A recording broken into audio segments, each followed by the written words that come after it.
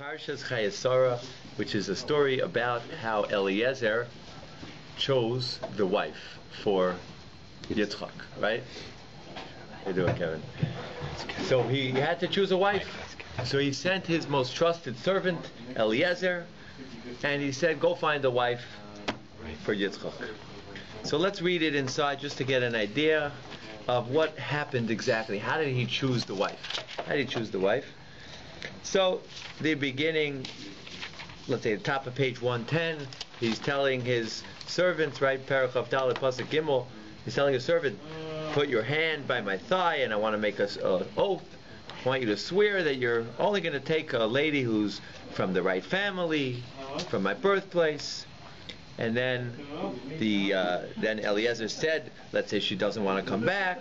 So he says, should I bring Yitzchak there? So he said, no, you can't take Yitzchak out from Israel. He's like a sacrifice. He can't leave. And Abraham said, I have faith. Hashem will send you the right one. Don't worry. Hashem, who took me out of my birthplace and he's taken me till here, he also swore that he'll make my children many. He'll send his angel in front of you and you'll be able to find a wife for my son. So, and he said, if you can't find anyone, in verse 9, he said, then you're absolved from your oath. So he swore, he took the camels, he took 10 camels, and he brought them to the place called Aram Naharayim. That was the name of the place, Aram Naharayim. So, the camels were kneeling down, and that's where the story starts.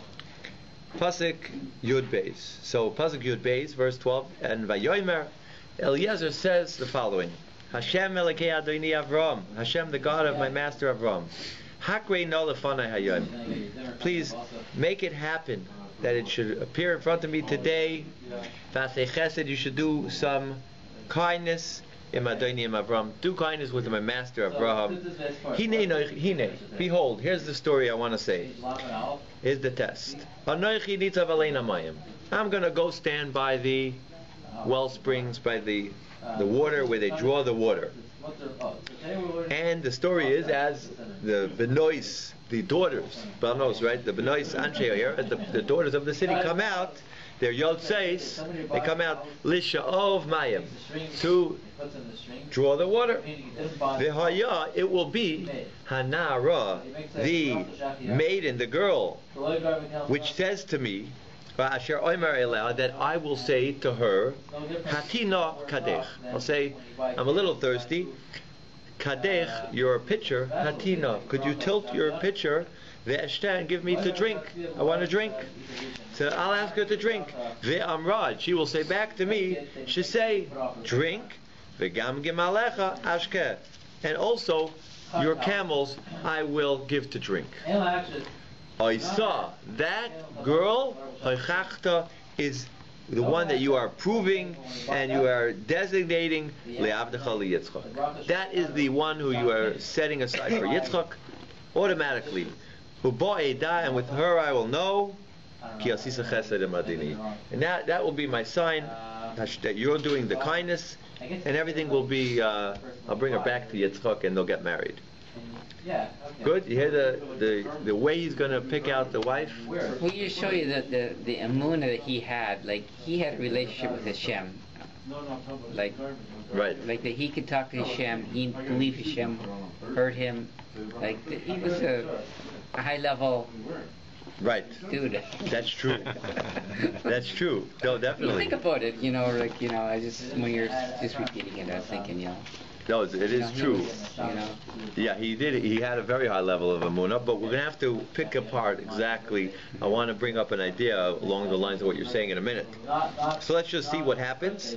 And the story was, Pasuk Tezvav, verse 15, Vayihi, and it was, who terem kilo l'daber, as he finished to talk, Rivka, Rivka came out, and she had the pitcher on her shoulder, and the pasuk says, let's skip a little bit, Yud Zayin, verse 17, verse 17, the slave ran, the slave is Eliezer, he ran towards her, and Vayomer, he said to her, Hagmi'ini no mat ma'im mikadech, could you let me sip a little bit of water from your pitcher? Va'atoimer, and she said, Shesei Adoni, drink, my master. Vatemaher, and she hurried. Vaterid Kadal Yoda Vatashkeu, she brought down her pitcher, she gave him to drink, and as he finished drinking, the next pasuk says, she gave to the camels to drink until they finished. And then she gave more to the camels to drink. And it says, finally, in pasuk Chav Beis, when the camels finished drinking, you know what the next action that Eliezer did? He took the bracelet and two, right, there was one type of nezem, one type of ring, a nose ring, and two bracelets, and he put it on her hand. And then he said to her the following words: whose daughter are you? Are you from the right family? Are you from Avram, my master? That's a bit risky that he was doing there, giving away this expensive jewelry. Very risky. And then he says, whose family are you? Are you sure, Hashem? So she said, I'm from my father's name is Besuel, and his father's name is Milcah, and his father's name is Nachar, and that is from the family of Avraham. And then from there it was all history. So you see that he saw that she did exactly what he had said. Whoever, I will ask for water, and they'll give to me, and they'll give to my camels water. She is the one who you have designated for Yitzchak, and he was so sure of it that he put the bracelets on her hand with the ring right away, without even asking her from which family she was. Right? Don't forget, Eliezer had to make sure she's also from the right family. He asked Avram. Avram said it has to be from my birthplace. So, and he said, let's say I don't find someone. No, you have to be from that place. So therefore, he put it on right away. How old was she? There's different viewpoints. Yeah, different viewpoints on it. In those days, they were younger and they were more mature. So there's a view that she was 3 years old. But in those days, it was a whole different. She was. You see she was on a different level. Yeah. But obviously, you can tell that they're carrying a jug. She's the shepherdess. She has a job, occupation. Yeah. In those days, it was all. She's grown up. Yeah, it was different in those days. 3 years old, she was fetching water and filling it up and giving it to the camels. She kept on filling it up. She was on that, and she also knew that level of chesed. She knew how to do kindness with Avraham, with Eliezer. So that's the story. Now the question that we have to go into right now, tonight, is along the lines of what you brought up before. Is the question we have to everyone turn a little bit to, we're going to turn in Sefer Vayikra. I want to bring you a different pasuk. Let me just tell you exactly where it is. So the Gemara tells you where these psukim are. Here we go. Something called a menachesh. We're going to talk about a menachesh. A menachesh is there's certain magicians that you have to be careful about. One of them is, here we go, menachesh. Told that in Australia Sabbath that you made the talis yourself. See where I am? So let's first see in Devarim Yud Ches. Let me look up. Let's look up in the Devarim just to give you an introduction what this is. Here we go. Here, page 1032. Before we move on, can I ask a question? Yes. Avram's father was an idol maker. Yes. So why is it so good that it's the same family in that sense that, like Abraham left there, and his father was a maker of idols. So why is it such a bonus that Mary's still into the same family? It's not like it's a... You know what you're getting. Idol makers. Yeah, it's a good question. No, you know the family. You know your own family. I agree there in that point, except like the beginnings of the story is that his family wasn't quite right because they were idol makers, right? And that's Europeans have a like in my family as well, because we're from Europe, Polish. Mine too. Right. So the custom was that you try to marry within the mishpucha. And the reason was, you know, even and every mishpucha has its schmutz. There's schmutz in every family. Let's not, you know, there's no such thing. Schmutz. Huh? At least you know what type of schmutz. You know the schmutz. Yeah. I hear you.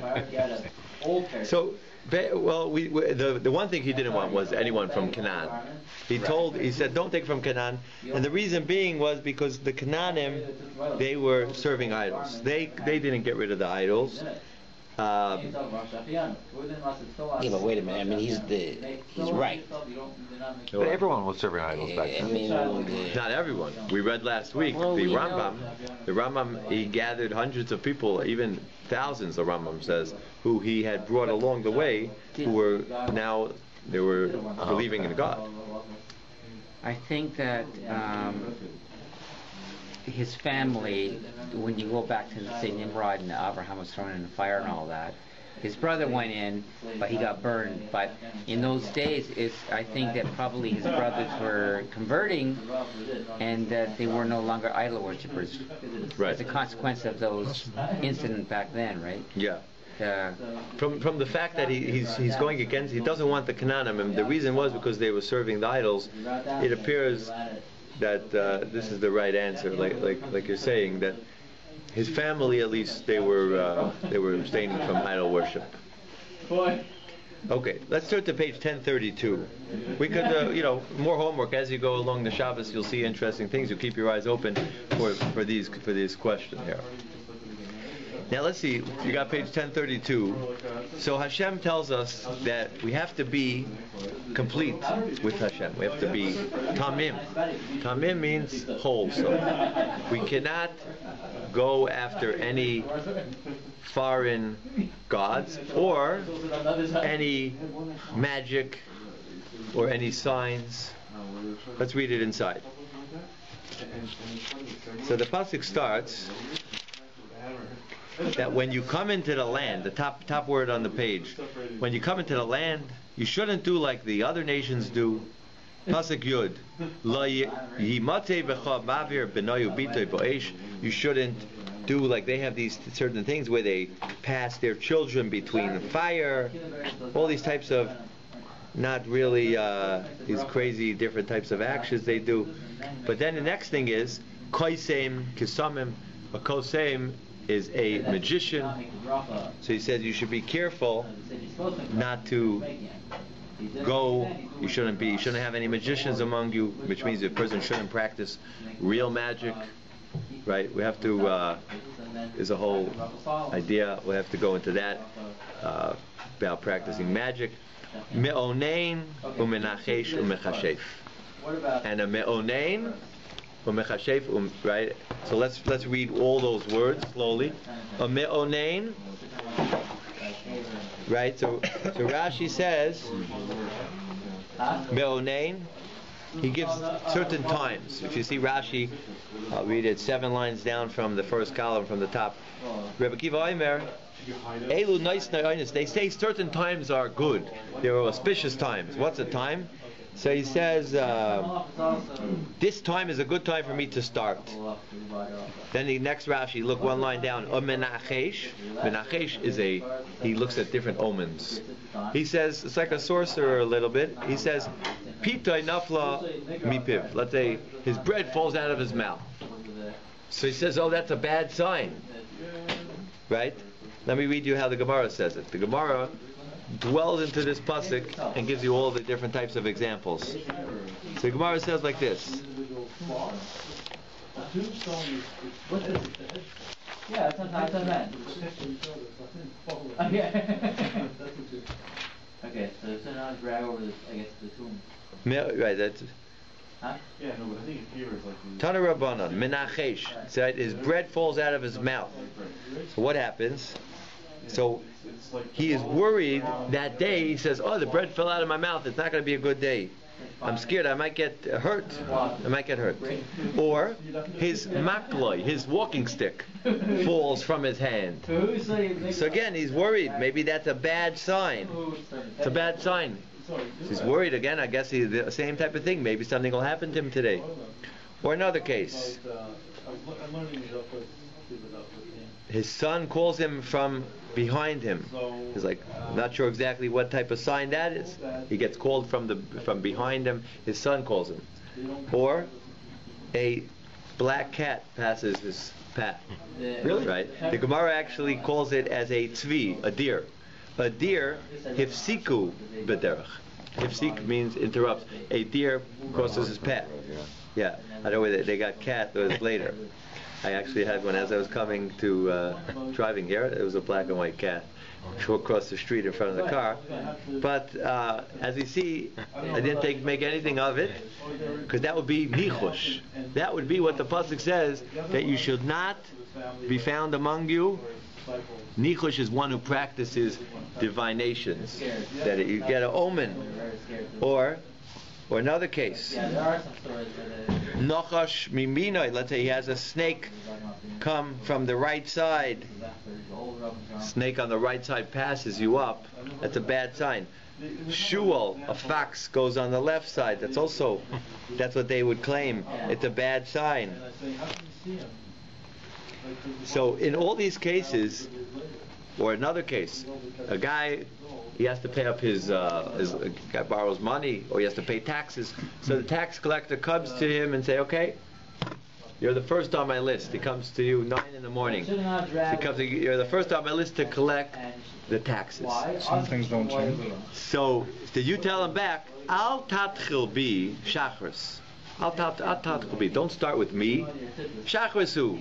This is the beginning of my day. Come to me later in the day. It's a bad sign to start off my day paying off a loan. Rashi says such a case. Right? The Gabbai comes. Right? The Gabbai also literally means ligavot. He's coming to collect the taxes, or some other type of thing. So he said, don't start with me. Today is or it's Sunday, or Rosh Chodesh. It's Rosh Chodesh. Don't collect the taxes from me today. It's a bad day. I want to start off Rosh Chodesh on the right foot. So therefore, could you come back tomorrow? Are you allowed to tell the tax collector such a thing? What do you think? Well, if it was because he had a godly reason. I mean, it's Rosh Chodesh, it's an important day. Hashem, I just don't want to worry about those things. Well, but you're obligated. It's an obligation. It's a real loan. It's not. He's not making up a tax. He's not making up a loan. You really are obligated to pay. Okay, well, it's not a holiday technically. Now, but it depends. He has to make his rounds and collect, and sometimes he might get to your neighbor who lives maybe a few blocks down. It might take him a few days to get to him. So you say, go to my neighbor. Today's Rosh Chodesh, or today it's Matzah Shabbos. Matzah Shabbos. I'm starting off my week, right? Right? We always say right after Havdalah, right? What do you say after Havdalah? Shua Tov, or if you're Yiddish, if you speak Yiddish, a Gitvach. It's a good week. Start off the good week right away. We're starting off the good week. So you tell the tax collector, don't come to me right now. I don't want to start off my week paying up a chov, a debt. So on that, right? You say why? Because it's a bad sign. It's a bad sign. Siman Ra. You tell the tax collector to start off paying a loan today, or it's the first thing in the morning. I don't want to start off my day paying off a loan. So on all these cases, the Gemara says, "Kigoin elu," any of these cases, hamenachashim. This is called nichush. This is called these people who practice divinations, or the other types. They also go with cholda or ophos. They hear the birds chirping when they walk by. Here's a bird start to talk. So then he says, "Oh, he's telling me something." In all these cases, right? He starts doing something, and he sees a fish swim towards him or something. Any of these cases is called a menachish, because Hashem says you have to be with me whole. What's menachish? Menachesh. So let's see inside. Means to be a diviner, to be a sorcerer, to be look at omens. So, but you're saying that a person sees these so-called signs, and that they have to dispel them. But at the same time, can't Hashem give people signs, like saying, "Hey, I'm with you," or what? Like Hashem's good, and sometimes He does. Well, yeah, it's true. Sometimes, So, but you have to know what type of sign we're talking about. Like here's where each case well, differs. it's like, okay, I think that maybe this is more like if you're Jew, say 13 is unlucky, then, and you followed that, okay, that's, so if you got a 13, came up, then you thought that was bad because you believe in that, then that's what it really would. So if you believed every time a bird comes in front of you or a cat, it's just that, okay. But on Right, so that would be a classic case of doing But that. wearing problem. a red band around your wrist, like a weight of bindle, and this is okay. This is not. you know, carrying. This Okay. is We not have to look up the. That's yeah. not considered to be. No. So there is That has a different connotation to it. Okay, like a rabbit's foot. Remember years ago? A rabbit foot's the same thing. That's the same thing. What you're saying is good luck. But Red it's not, band is the but same that's, thing. A rabbit's foot. What is a rabbit's foot? What happens if you get a rabbit? If you have a rabbit's foot, then what? Muzzle. Good, supposed to be good luck. You have good luck. Yeah. What happens? You'll be able to be successful. Yeah. I don't know, but that would be the same thing. Reflected them. I don't even know if they were really rabbit's foots, but they're called them. They're But that's the question. That's Shoehorn. the thing. Shoehorn? Brings luck. You should have Yeah. luck. Oh, right. Yeah. Yeah. Yeah. But that rabbit's foot would be a classic example. People used to put shoehorns in their door. Oh yeah. Sure. Yeah. Okay. So all these types of people See chamsas everywhere still. is called a menachesh. This is called a menachesh. Nichush is, if you want to see inside, I'll just show you. You could read it, page 663. It's said another time in the Torah. Turn to page 663 for 1 second. Just so you could see it in English, you'll believe me. 663 or 662, the last words on the page 662 is Loi Sinachashu. Do not indulge in sorcery and do not believe do not believe in lucky times. And if you look on the page 663 is that where 663, the last piece, the last line on page 663 on the bottom. Believe in lucky times. Oh. Or if you walk under a ladder, right? If you walk under a ladder, you say it's bad luck. On that says Hashem, don't believe in all these things. And I am your God. I am your Hashem. And right, look at the word. It says in the next verse. It says, don't make a tattoo in yourself. Ani Hashem. I am your God. Tattoo is something else. Yeah. Okay, but I don't mean Tattoo doesn't go with. No, it doesn't go with that. But I want to say the next words are, I am your Hashem. I just meant to say, I am your Hashem. If Hashem's running the world, then there's nothing to be scared of. These are not anything. They're not an ominous. Yes. We were talking about Eliezer and then to this. Okay, because we didn't bridge the gap yet to Eliezer. Now I'm waiting for Irving to ask the question. Now we're ready to bridge the gap. Let's go back to Eliezer, the servant of Avraham. Page 9. 112. 112. Yeah, can point out that. That was good that Rabbi Goldwasser. Yeah. Okay. Good. Excellent. Oh, That's it. anyway, Okay. So now my question is, well, unless Irving's going to bridge the gap, you ready, Irving? I'm ready to hear you. Who's ready? Who's ready to ask? Right? Wait, let's just go over what we spoke about. I'll do what we call a chazara. You want to sit over here? You want to move it? No. You're holding so far? So, what did we say when we spoke about Eliezer? Let's recount. You want to recap? He Sure. said the He saw words the to him. kindness. or He believed she was worthy, and he gave her the jewelry, and then asked where sure her father's from, and then the brother came out, and so maybe it's not luck that he happened upon Rebecca right at that at that time. Intuition, or maybe God said. What she. So here the question is, so David here is asking a question here. How did he know to put the bracelet on her hand that she's the right lady? How did he know? He just finished saying. He just finished saying to Hashem God. that make it quick, and All it that happened what before he he stopped saying. wanted to make it easier for him. Yeah. And everything falls exactly the way it was. Yeah, So, I mean, exactly. it wasn't First like one, the very first. mean, it was Actually, a if done deal. he didn't do it, if he didn't put the braces on, then he would be actually doubting his own prayer because he prayed. She did everything she prayed. Right. He said, "Show me a sign." Now he's saying, "Well, maybe it's not her. I better not put a bracelet on." As if maybe. It's one thing to pray. You should pray and you should hope that your prayers are answered. That was a spectacular answer, right? So, like, I mean. 1 second, hold on. It's one thing to pray, and you even it looks beautiful, the answer, but how did he know she was from the right family? Because Everything fell into Partsuf. What? She showed Her chesed. He didn't read palms. well, she had qualities like Abraham Avinu. He was kind. She was kind. You know what the clincher right? was? You know what the clincher was, I think? I hear what you say. What was The it? clincher was that he knew is when she fed the camels.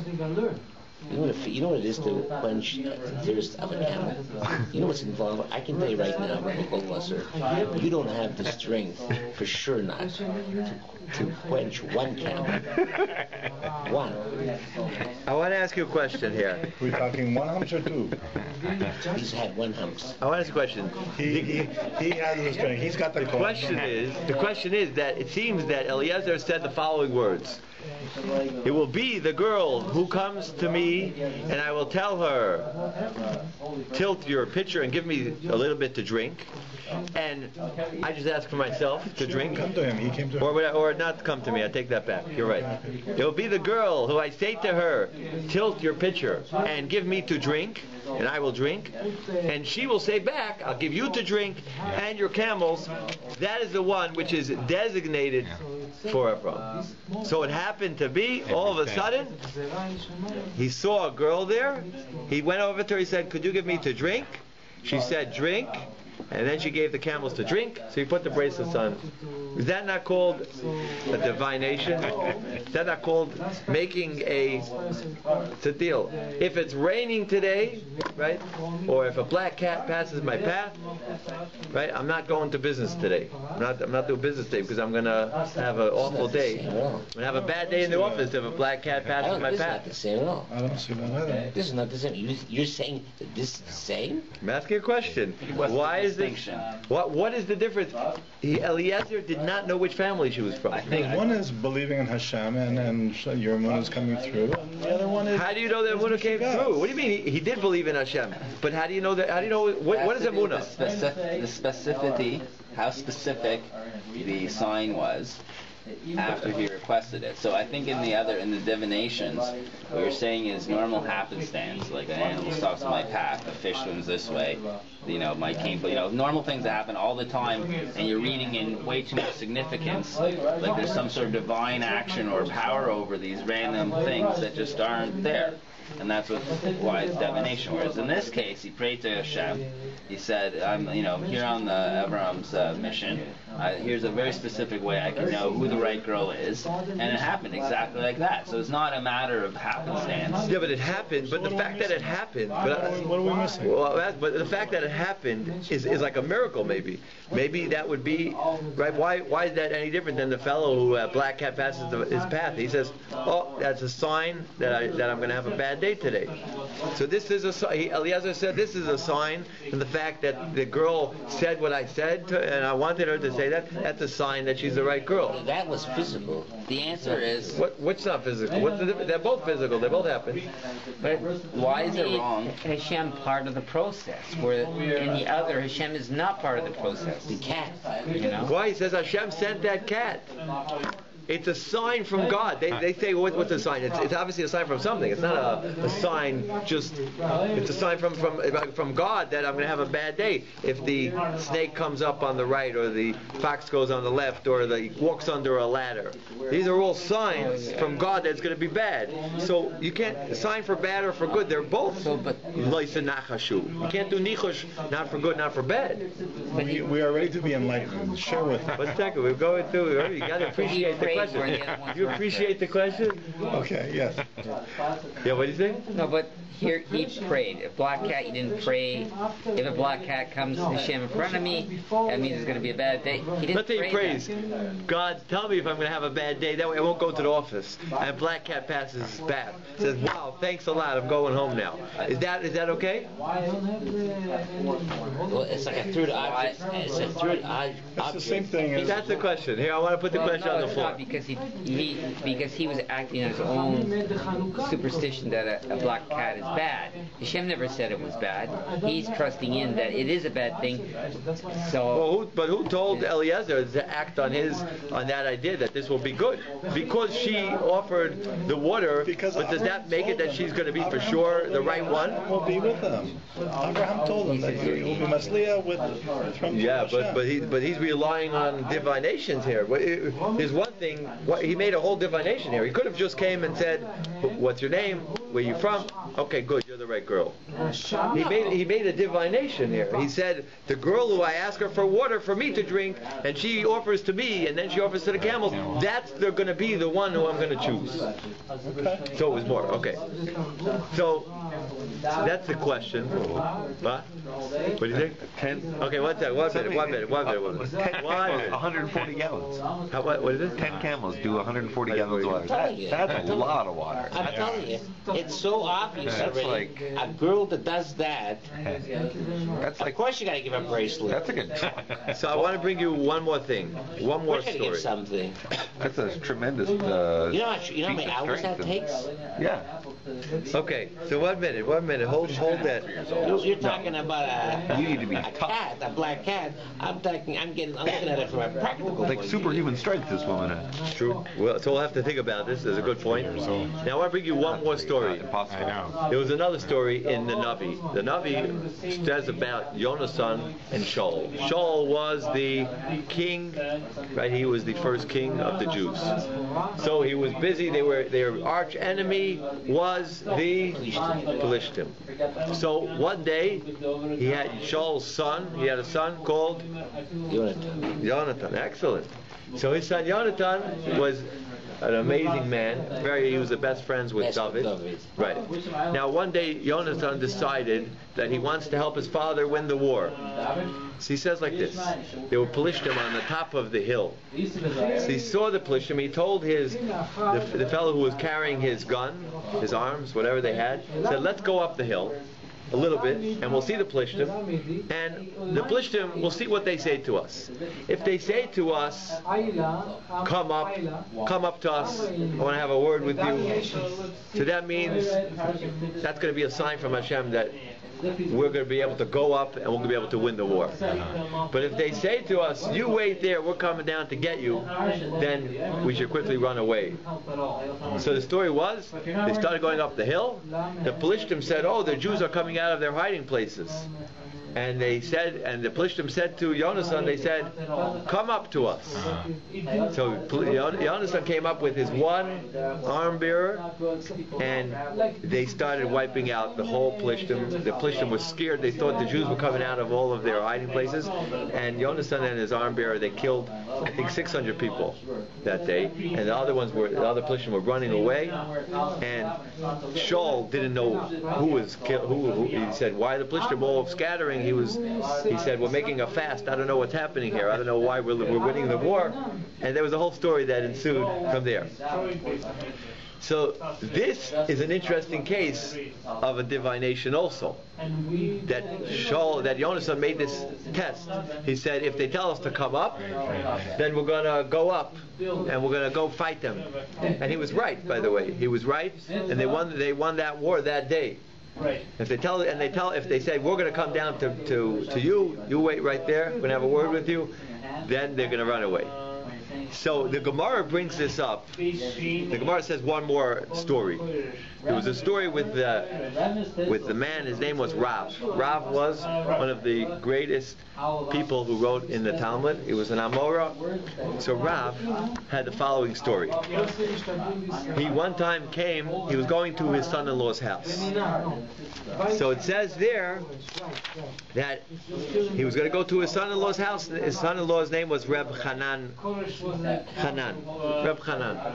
So he went, his son-in-law lived across the river. So he went to the river to get the ferry. And as he walks up to the river, he sees the ferry coming up to him. Now, you know how it usually goes. Till you get a ferry, you gotta wait till it comes, then you can get on. It's a whole ordeal. So Rav said, wow, the ferry's coming right to me as I come there. I don't have to wait for it to come and come back. This is a sign. This is a sign that there will be a festive meal at my son-in-law's house. It's a Yom Tov at the house that I'm going to. It's a sign that it was a Yom Tov. So he got on the ferry and he came to his son-in-law's house. And when he got in, so he saw they were. This is a whole story there with the meat. There was meat inside, and they left the meat because they all came to greet him.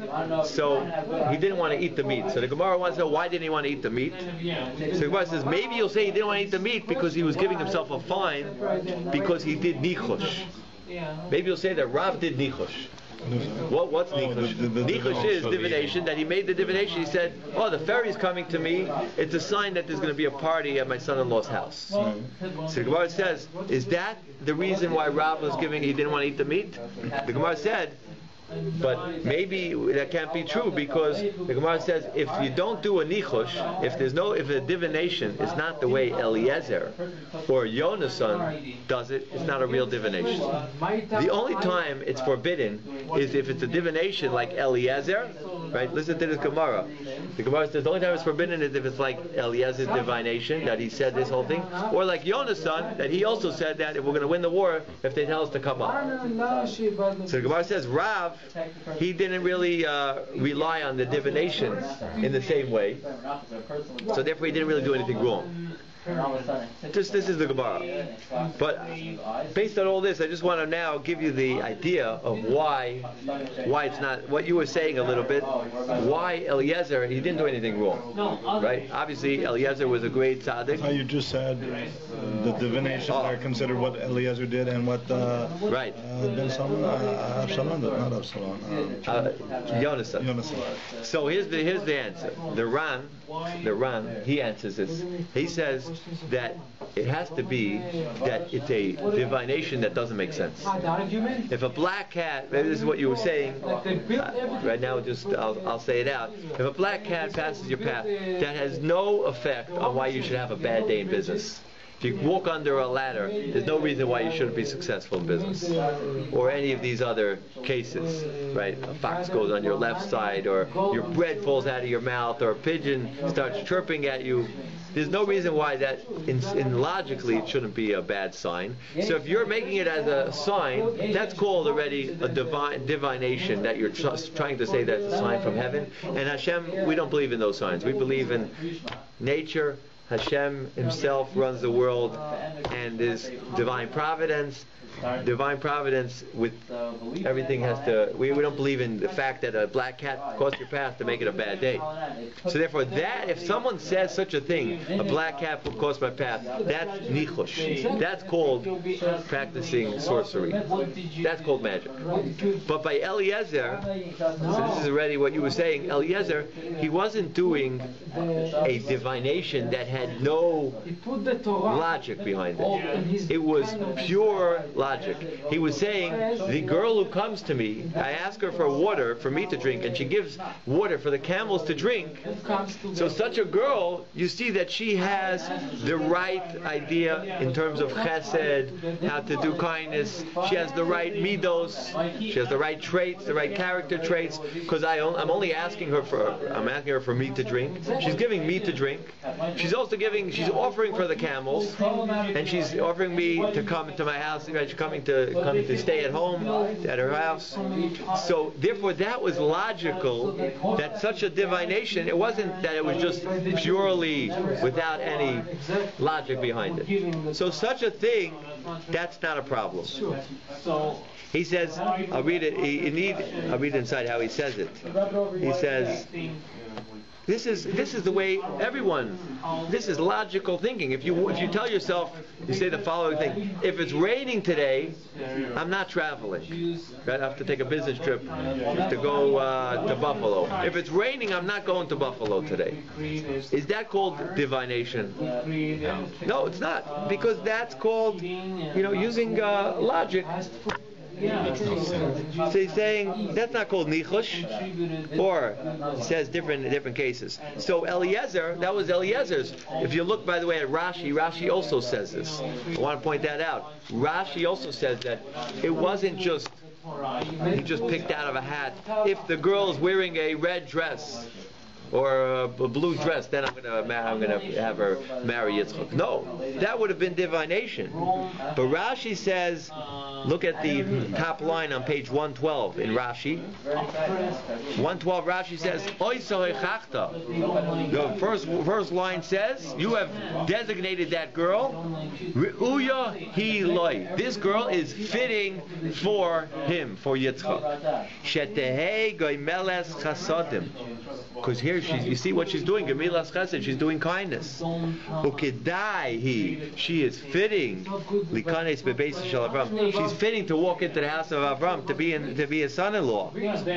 There you see, I believe that this Rashi is saying also very clearly that it had a whole makeup of logic and sense to how he was deciding who was going to be the girl.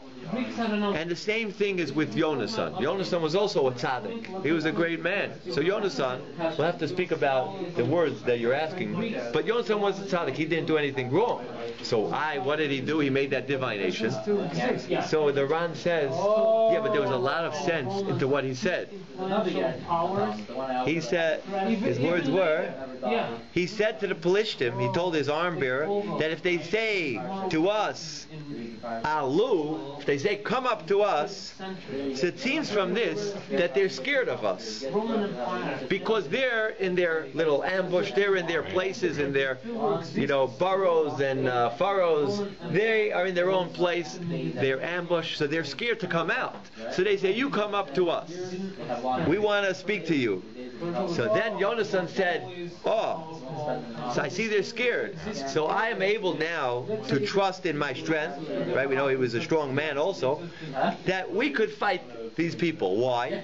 Because the minhag ha'olam, the way of the world is that if you have a few people who are brave and they have courage, they could beat a lot more people who are scared and trembling. They will make more harbe, many people who are scared, they could win over them, right? The army, right? If you have an army of brave soldiers, a small brave army is better than a army that's a little bit scared and trembling at the enemy. They'll win. So therefore he said, that's the sign that if they tell us to come up, that means they're scared. So we could go up and we'll attack and we'll beat them. But Yonasan said, if they say, you wait there, you stand right there, we're going to reach you, we're going to coming down to get you. So then he said, I'll see from their words that they are not scared. So in that, he said, Yonasan said, I'm going to run away. I'm not going to bring myself into a sakana. That will be a danger to try to enter into that. So he said, this is not a divination which is forbidden. This is a just logical thinking, and on such a thing you're allowed to do. So therefore he wants to say, this is the idea how Eliezer didn't do anything wrong. So therefore Eliezer and Yonasan, they both did things which which were logical, these types of cheshbonos, these calculations is not a problem. And just the cases of any of these other cases, a black cat crosses your path, that has no logic to it. So there, if you follow that divination, that is the lav, that's the aveira of don't do divinations. That's the aveira which one gets malchus, they get smitten for that, they get lashes for that. So therefore that answers up the difference between Eliezer and Yonasan against the other side of the coin, a guy who says the black cat crosses my path. And just to finish off that last case where Rav, it says over there that Rav, he just said those words, but he didn't do anything different. He was going on the ferry anyway. So the Gemara says that he didn't do anything wrong, although it didn't make sense. What Rav said, it was a divination that didn't have logic to it. Because the ferry is coming to you now doesn't mean that there's going to be a party in your son-in-law's house. So there was a divination that didn't have any logic to it, but the Aveira is, it's forbidden if you take an action based on that. If you do something and you change your way because of the divination. So Rav was anyways going to his son-in-law's house. So he didn't change anything. He said a divination, but it didn't impact his actions. So therefore there was no Aveira. That's how the Gemara wants to say that, yeah. So in another story, famous to everybody, how do we understand that then when Moshe went up with Aaron and Hur, the brother-in-law to hold up that they were victorious? That they held up his hands? I see kind of the same kind of, a touch of something here. No, so Irving's asking that we looked in Parshas Bishalach. There it says that they were fighting. They were fighting a war. So Hashem told Moshe that if your hands are picked up, as long as your hands are picked up, then the Jews will win the war. But if your hands go down, then they won't win the war. So the story was that Aaron and Hur, they went on both sides and they held up his hands for the whole day. And with that, it says they made Vayachalishu, they made them weak. They were able to wipe out the Amalek. So the question based on that is, what's the idea based on that? So they were looking up to Hashem when the hands were up. So the answer is, as Irving is saying also, is the Mishnah. The Mishnah says, V'chi yadav shel Moshe, was the hands of Moshe, was that doing the war? Which means that's exactly your question. The Mishnah asked your question, right? Does it mean that anyway that his hands, because they were up, that made the war? So Gemara says no. Ella Bizman, at the time when his hands were up, Shahayu Yadav, when his hands went up, the Jews looked up, and that guided them to look up to Hashem, and they were mishabed. Right. When he lifts up the staff, he opens, it's like to them, it's right. Then they took their hearts and they put it straight, all their trust in Hashem. That directed them that they should be mishabed libam, take their hearts and totally put it straight to Hashem. Mishabdem es libam la'avim shabbat shamayim, to their av shabbat shamayim. So therefore the Mishnah answers that there wasn't any, it was just that Hashem told him, do this sign, so the Jews won't believe that it's their own strength. It's not because they have a great gun or anything. You have to just, if you trust in Hashem, then you'll be able to win the war. So that was the idea there. And they were able to keep the hands up. So that would be there. But this answers up all the different cases. So in a case where a person will do something totally without any logic, just a divination, that's loise nachashu. Then he can't do divinations. I don't think that anybody here thought, hearing this whole story with all due respect, idea or think that what Eliezer was doing had to do with anything with sorcery. Really? Yeah. Well, the whole Maaseh, who anyone here or I'm saying I have a Gemara and I have a Rambam. The Rambam is very interesting because the Rambam say here that uses this story. I want to read the Rambam then. Does Rambam use this story and ask the question? Let me read you the Rambam. Who is a Kosem? Who is a Me'onein? The Rambam says the following words. Okay, so right. Listen here. I'll read you how he says it. Misha Omar. Let me just make sure this is the right one here. No, a different one. Here we go. Ein menachashim. You cannot do these divinations, kagoyim, like the nations of the world do. As the verse says, lo yisanachashu. Ketzad, what's a case? What is nichush? How do you do it? Like those who say, my bread fell down from my mouth, so therefore I'm not going to my business today. Or my stick dropped from my hand, so it's going to be a bad day. My business won't be taken care of. Right. Or any of these cases, or I heard a bird chirping, and he's saying the following message, or it's good to do this thing, or it's bad to do this thing, that's what the bird is telling me. Or any of these cases, if anyone puts to himself simonim, these types of signs, Ke Eliezer Eved Avraham, like Eliezer Eved Avraham. That's drawn that in. V'chol k'yotzei, or any type of case. That's what he brings up, right? So you're questioning, why does the Rambam use that particular story from the Chumash with this type of sorcery? Well, so I'm just bringing up the question that everyone's asking. You brought up the question, really, is why does the Rambam use this Maisa with Eliezer as a parallel? Is it a parallel to sorcery? Right, and I have a Gemara. The Gemara also says it. The Gemara says that if anyone does nichush like Eliezer or Yonasan, that's an Aveira. It's a valid question. Maybe he had a good, confident gut feeling. He was just very good intuition. Well, but what's how's their intuition? No. Intuition and gut feeling. The question is a brilliant question. It is a brilliant question. Because why does the Rambam use this as the story with what happened with Eliezer as a parallel to sorcery? Is it or not? A gut feeling is not enough to say that she's going to be the girl. Would Avram have been happy?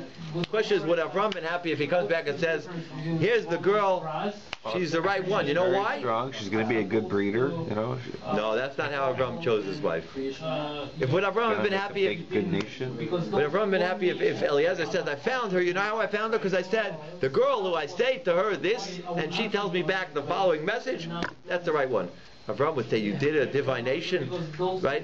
That's you can't. That's not how you choose a wife." There's nothing in the Torah that says that when they came back, when they walked into, interesting. When they come back with Rivka, yeah. How do they know that it was the right one? When they come into the tent and the tent lights up, and there's one of the things in this tent lights up, there's challah on the tables, there's a third one. Right. What's the third? Candles were lit. The candles were lit. Yeah, but that was it. At that stage, what happened at that stage? At that point, then Yitzchak was comforted from his mother.